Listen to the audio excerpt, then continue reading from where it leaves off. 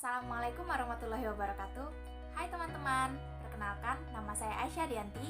Saya adalah peserta Latsar CPNS dari Kabupaten Bengkulu Utara, Angkatan 5, Kelompok 1.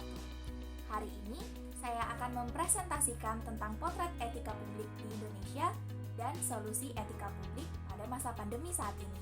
Disimak ya videonya, etika publik di masa pandemi. Untuk apa sih? Jadi, peran etika publik di masa pandemi ini sangat penting karena dibutuhkan kerjasama yang sangat baik dari pemerintah dan masyarakat untuk menyelesaikan permasalahan pandemi COVID-19 yang terjadi hampir 2 tahun di negara kita Indonesia ini. Lalu, apa saja solusi etika publik pada masa pandemi? Yuk, mari kita bahas satu persatu.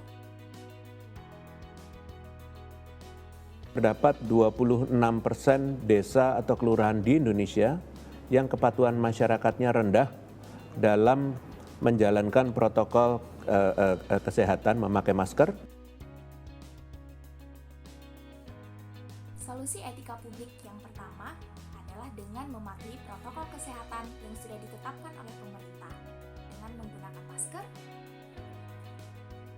kemudian rajin mencuci tangan, dan tentunya cara cuci tangannya harus benar ya. Selanjutnya adalah selalu membawa hand sanitizer kemanapun kalian pergi. Dan yang terakhir, menghindari kerumunan. Tapi kan nggak ada banget deh. Iya, Kang Asep bisa diulangi karena tadi hilang, suaranya sempat hilang, Kang Asep. Itu bisa kena kok. Iya, bisa diulangi lagi, Kang Asep, silakan. Ya, sekali lagi, kalau lihat fakta. Solusi etika publik berikutnya dalam upaya pengentasan COVID-19 di Indonesia adalah apabila kita sebagai seorang ASN mendapatkan tugas dari pimpinan untuk menjalankan program-program pemerintah dalam upaya pengentasan COVID-19, kita harus menjalankan program tersebut dengan baik. Dan tentunya jangan sekali-sekali kita tergoda terhadap korupsi.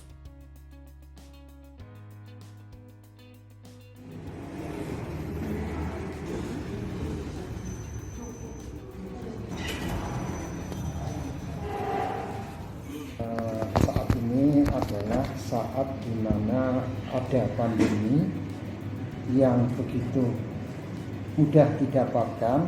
Kita bisa tertular di mana saja, kapan saja, bersama siapa saja. Karena virus ini Solusi berikutnya adalah selalu berpikir positif. Tubuh yang kuat berasal dari imun yang kuat. Imun merupakan hal penting dalam melawan COVID-19, sehingga untuk mengurangi resiko tertularnya dari COVID-19 harus terus meningkatkan imun dengan mengawali hari dan berpikir positif.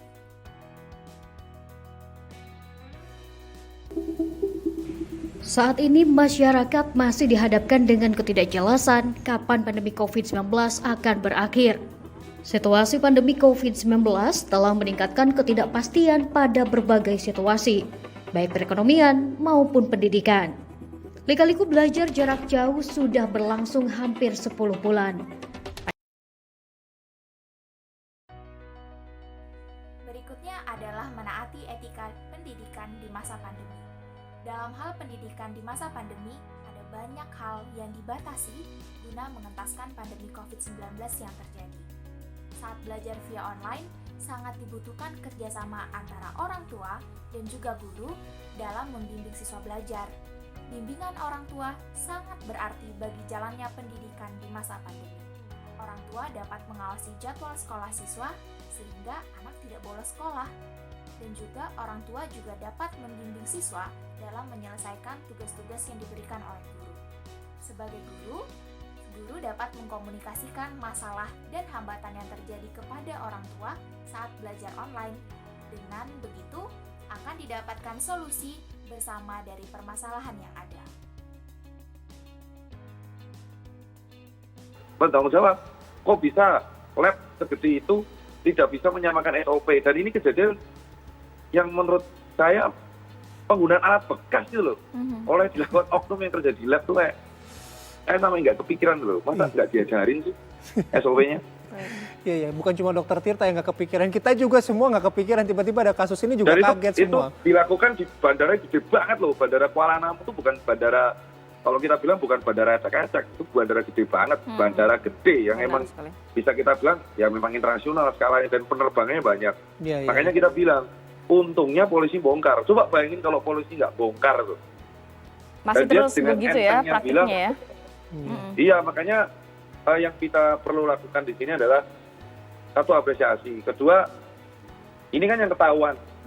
Apakah ada oknum-oknum lain kita nggak tahu. Ya. Dan ini menjadikan PR tim teman-teman di Medan itu menjadi agak berat. Yang terakhir adalah menjadi petugas kesehatan yang berdedikasi tinggi dan terhindar dari godaan korupsi. Banyaknya dana yang mengalir untuk upaya pengentasan COVID-19 di Indonesia mungkin saja membuat kita gelap mata.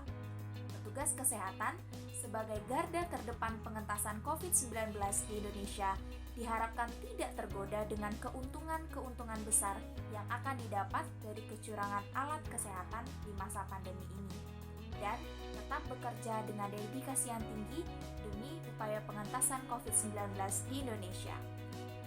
Ayo, kita semangat dalam menghentikan kasus pandemi COVID di Indonesia. Indonesia sehat, Indonesia hebat. Terima kasih telah menyaksikan video ini dan semoga bermanfaat. Sampai jumpa di lain waktu.